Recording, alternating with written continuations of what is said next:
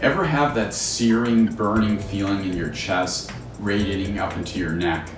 It's acid reflux, and now you have to change your diet and give up your favorite foods like pizza, tomato sauce, and ketchup? Well, I'm here to tell you that you don't have to do that anymore.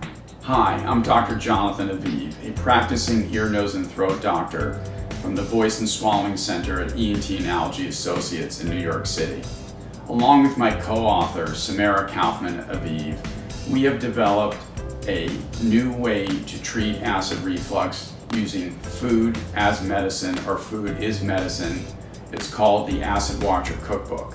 Now, for the first time, those of you that have been craving flavors that you've been missing because of your acid reflux disease, like tomato-based products, like Mexican-type food, now you don't have to do that anymore.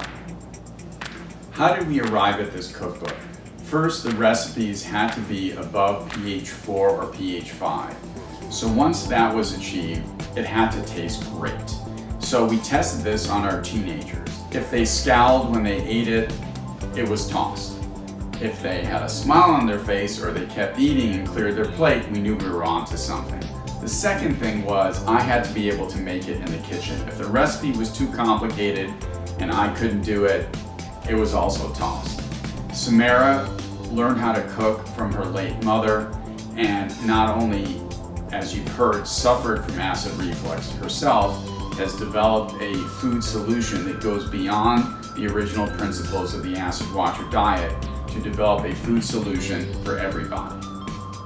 This is not just a cookbook for those suffering from acid reflux, but really for anyone desiring to have an anti-inflammatory diet. So, food is medicine. The science behind this comes from an enzyme called pepsin. Pepsin normally sits in the stomach and gets activated in a very acidic environment, that is, anything below pH 4. The stomach, where it normally lives, is about pH 2, so it's 100 times more acidic. However, pepsin can float.